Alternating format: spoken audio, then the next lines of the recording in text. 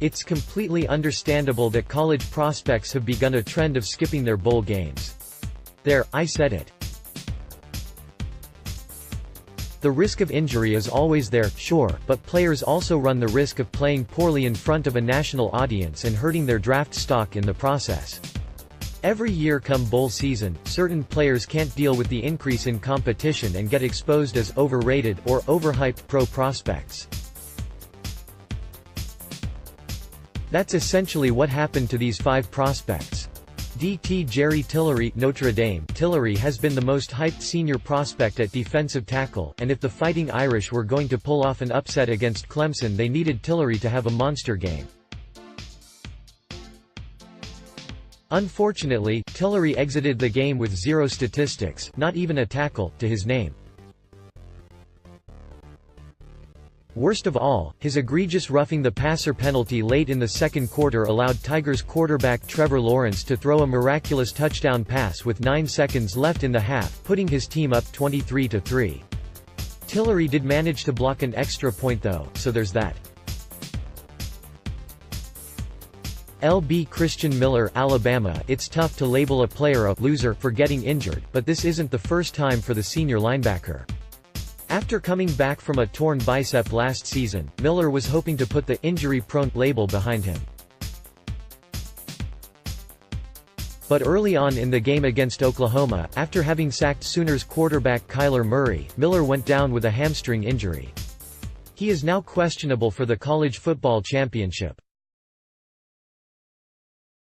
A player of Miller's talent deserves to be drafted in the second round, but injury concerns may push him down to the third round or even day 3 of the draft. Drew Samia, Oklahoma. Going against the consensus best defensive tackle in the country was never going to be easy for Samia, but he was manhandled by Alabama's Quinnen Williams all night. Samia just could not keep up with Williams' quickness off the snap and wasn't prepared to deal with the sophomore pass rush repertoire. Some scouts and front office member may give him a pass for this game, but regardless it's not a good look for the senior guard. RBLJ Scott, Michigan State. For a player that's 6 feet 1 inch, 225 pounds, it sure was easy for Oregon Duck linebackers to bring him down. The Ducks completely shut down the Spartans' running game, and Scott in particular, in the Redbox Bowl. Scott finished the day with 84 yards on 24 attempts, with his longest run a 13-yard gain.